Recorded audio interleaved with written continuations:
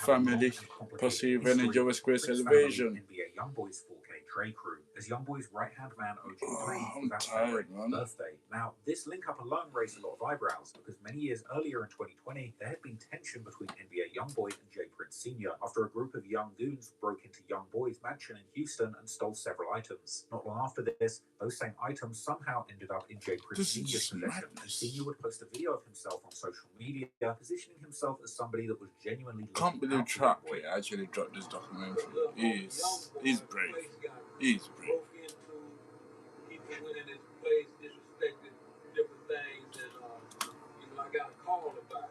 Like, I don't think Trap's ever gonna go back to Atlanta, or not to Houston, like, cause this meant to be like Houston boss. My man just made a documentary on. That's madness. But yeah, let's watch it. And the little homies that went into this place want to make that right because they understand that, you know what I mean, young boy family is okay with me. And as you can see, homie, to make a long story short, I got your keys to your Rolls Royce, I got your keys to your McLaren, you know, all this that they took, and the homie, Shakur, what you got, homie? You got your Rolls Royce umbrellas, you got your keys, you got a bunch of other get in contact with us, bro. Get you better. But YoungBoy didn't see things that way. He would question why J Prince would take it public, showing off his stolen goods, instead of reaching out to him privately, especially if he really just wanted to return the items. Hey, I ain't friends, I ain't no relationships. All that, hey, I don't respect none of this shit, man. If you got something for me, man, I got plenty of around me you could call. There's plenty ways you can get in touch with me. Man, don't get on no internet and do nothing publicly. Don't do nothing dealing with no publicity, none of that. And I'm good on the keys, gangster. When you buy cash, two keys come with the car anyway. Man, it's business, man. The unspoken implication behind this whole ordeal seemed to be that J Prince Sr. wasn't really trying to help, but really make a power move to show that he was the one who really ruled Houston, and that YoungBoy should be grateful for his protection. In the follow-up to that incident,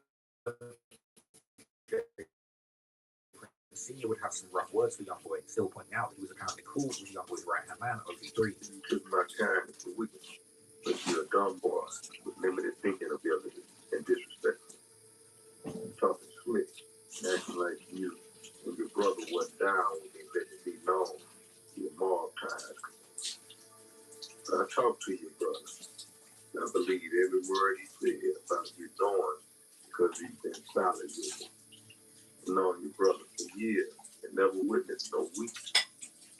So OG3, we're good. But you seem to be dumber than a box of rocks. The relationship between YoungBoy and J Prince Sr. would have really, a few years later. really should have putting a lot of people away. Himself explained in a recent interview, he had been cool with Senior for a long time, even before that incident, and he has since become particularly close with J Prince Jr. This would explain why J Prince Jr. was out that night celebrating OG3's birthday with the entire 4K Trey crew with him. How did you smooth over that J Prince situation? Like what?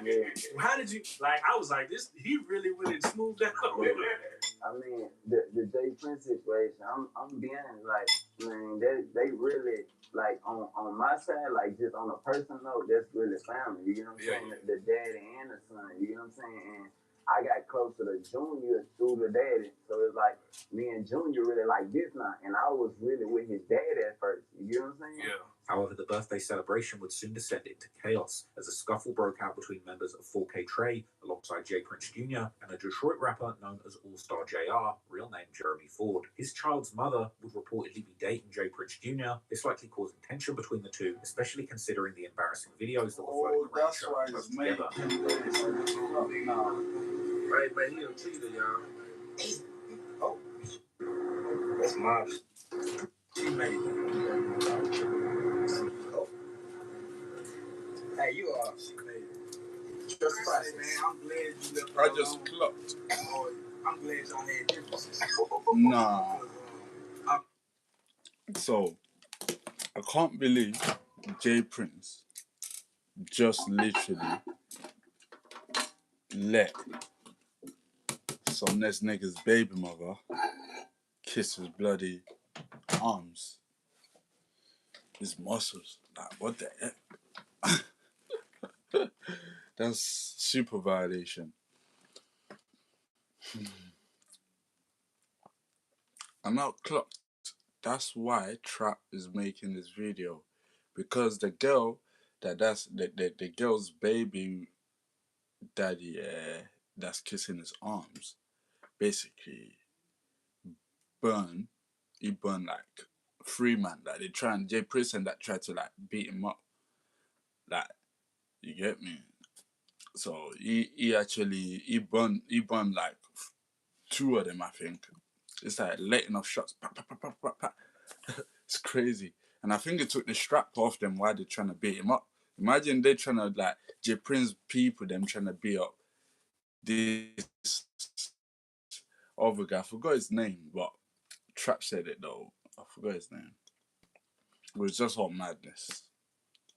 With all of this possibly being the exact motive for the attack. But whatever the ultimate reason, the 4K Trey goons decided to attack All-Star JR inside the restaurant without warning. What followed was a ruthless beatdown where they were putting both hands and feet on JR. Yeah, All-Star JR, that's his However, name. things would take a complete 180 All-Star turn. JR. JR would suddenly get his hands on a gun, apparently dropped by one of the attackers, opening fire with tragic consequences. This left 2 members of 4K Trey, Ben 10 and Dead End Ron, severely injured with life-changing injuries. Ron had to have one of his fingers amputated, while Ben 10 currently remains paralyzed face down. Still, many were left confused when the first and so far only arrested All-Star JR is crazy. Any of the people who started the altercation or robbery, but the shooter, All-Star JR himself, who many believe had acted in self-defense. However, the logic behind the arrest would seem more understandable when reading the truly gruesome events described in his criminal complaint. A security camera at the venue would capture JR not just defending himself, but also allegedly chasing his attackers afterwards while firing wildly in their direction. Yeah, that's crazy. JR returned to Ben 10, who was lying motionless on the floor, and stood over him firing additional shots, with one of these possibly being the one that caused his paralyzation. JR would then walk away before soon returning and shooting more shots in Ben 10's direction, and eventually the only thing that seemingly stopped him from executing Ben would be the gun running out of bullets. And even that didn't stop him, because then he apparently went on to pistol whip Ben 10 with the empty gun and spit in his face. He would eventually flee the scene before the police arrived, but based on the brutality of these acts, many would likely argue that he deserved to be arrested for overkill or using excessive force. But interestingly, that's not what he was charged with at all. Instead, the only charge brought against All-Star JR was a charge of unlawful possession of a firearm by a convicted felon. And this charge didn't come from the Houston police, but the feds. But in order to charge him federally, the feds had to prove particularly one key detail, that the weapon at some point had crossed state lines. So following JR's arrest,